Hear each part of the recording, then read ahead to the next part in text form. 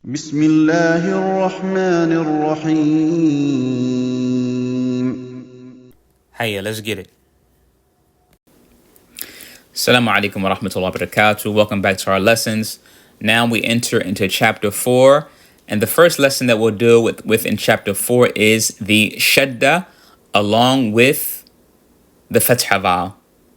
The Shaddah along with the Fatha vowel. What is the Shaddah? The Shaddah is represented by what looks like a small scene without the hook. All right, so let's write it down. We have our notepad open, and it'll look like this. Okay, the Shaddah will look like this: a small scene without the hook. So you guys can see it. You see that? All right. This is what is known as the Madha Shaddah, right? Shaddah. The Shaddah, what does it represent? It represents that the letter that the Shaddah has is doubled. It's doubled, meaning it's two letters. Yeah, although it's written, when you have the Shaddah, it's only one, but it shows that the letter is doubled. The first letter, if we were to break the Shaddah apart, the first letter has sukoon, while the second letter has the corresponding vowel that's accompanying the Shaddah. All right, and we're going to make this clear in a bit. And for this reason, you will know that you cannot start a word with a Shaddah. Why can't you start a word with a Shaddah just like you can't start a word with a sukoon? A sukoon makes no sound. In order to make a sound, you need a vowel. So when we say that the Shaddah, it represents two letters, the first letter having sukoon, the second having a vowel, this shows that you will never ever find a word that begins with a Shaddah. Because the first letter, if you break apart that letter that has the Shaddah over it, the first has a sukoon. A word cannot start with sukoon. Let's give an example. All right, so say if we have Hamza, Fatha, Ba, okay, Shaddah, Fatha. All right, so we have a Hamza, Fatha, then a Ba. The Ba has our Shaddah on top of it with the Fatha vowel. Before we pronounce this word, let's break this Ba apart, all right? And let's see how it will look when we broke it apart. All right, boom. So let's go back. Take our Hamza, Fatha. Then we have two Bas, okay? One Ba that has a sukoon, and the second Ba, let me write this better. I don't like how that looks because my handwriting's not that great with this, but let's try it again. All right, boom. Ba, Ba. The first Ba has a sukoon, and the second has a vowel. All right. Now, it's easy for us to read this now, right? Because we've studied this. We studied Fatha vowel. We studied the sukoon. So if we were to read this, dear students, we would just read this here. Hamza Fatha Ba would be Ab. Hamza Fatha Ba sukoon, will be Ab.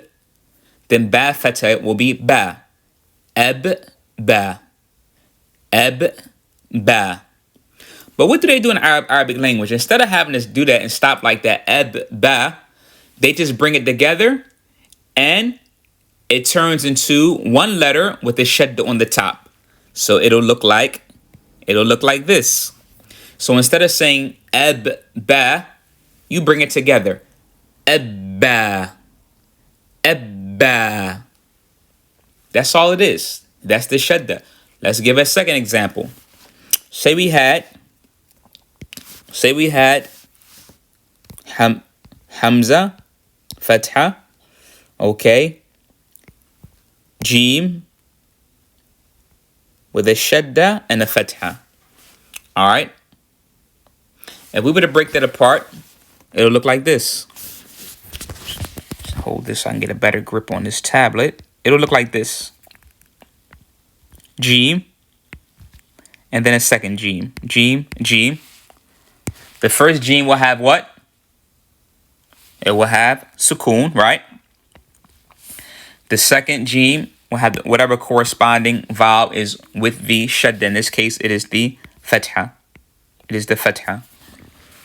So if we were to read this, it would say what? Edge, ja. Okay, Hamza fatha Jim sukun is edge.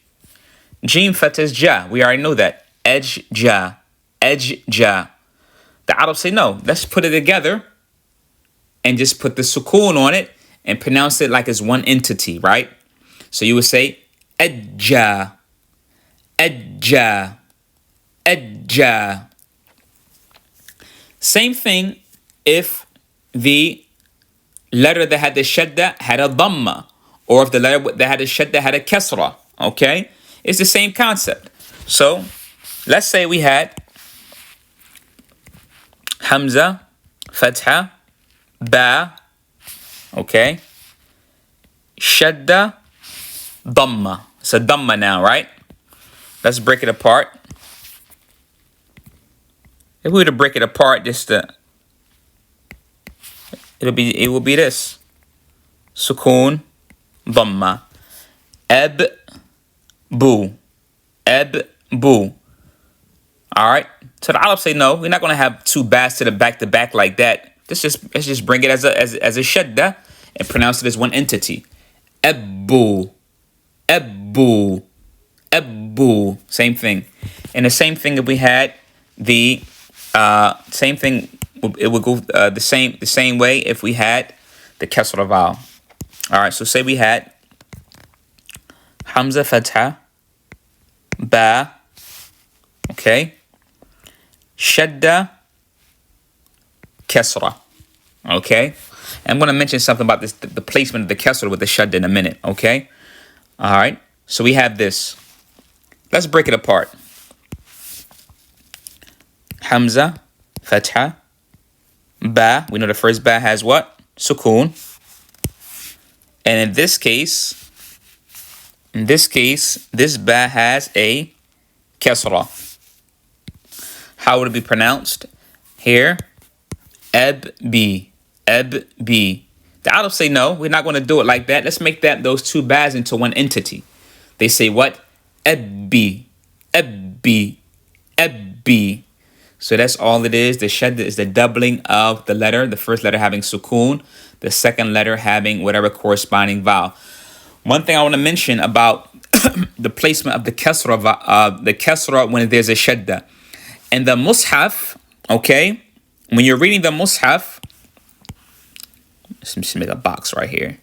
When you're reading the mushaf, the kasra vowel will be under the letter, as we see here.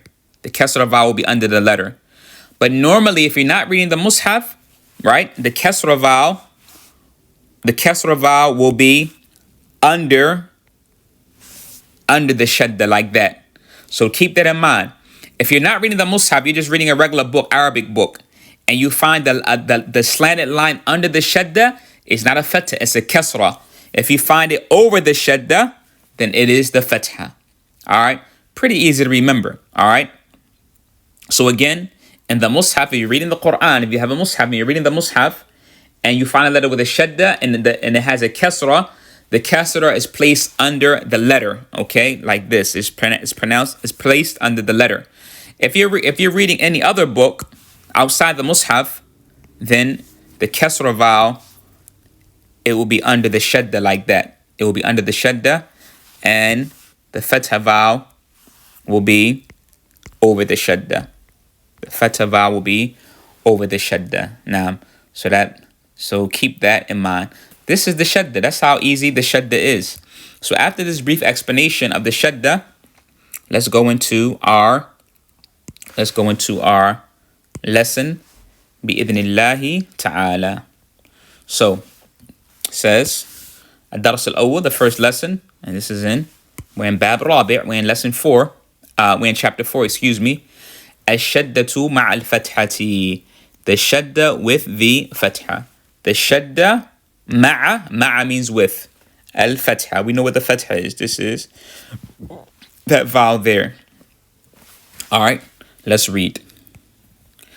Abba, atta, atha, ajja, aha, akha, adda, الذا الرا. This is a little bit tricky. الرا الرا, like the ayah. الرآه استغنى الرآه استغنى الرا. All right. الزا السا الشا الصا الضا الطا الظا أع. It's a little bit difficult. Anytime you find a hamza with the ayn right behind it, you got to get used to it. Because the makharij are kind of close. The points of these letters exiting from the mouth is kind of close. أغا أغا أفا أفا أقا أقا أكا أكا ألا ألا أما أما أن أن أها أها أوى أوى أيا أيا. So this is the Shaddah. Just like we explained, it shows that the letter has been doubled. The first letter has a sukoon. Second letter having a in this case it will be the fatha vowel, because this is the Shaddah with the fatha. Okay, this lesson is the Shaddah with the fatha. Jayyid. One more time before we go on our exercises.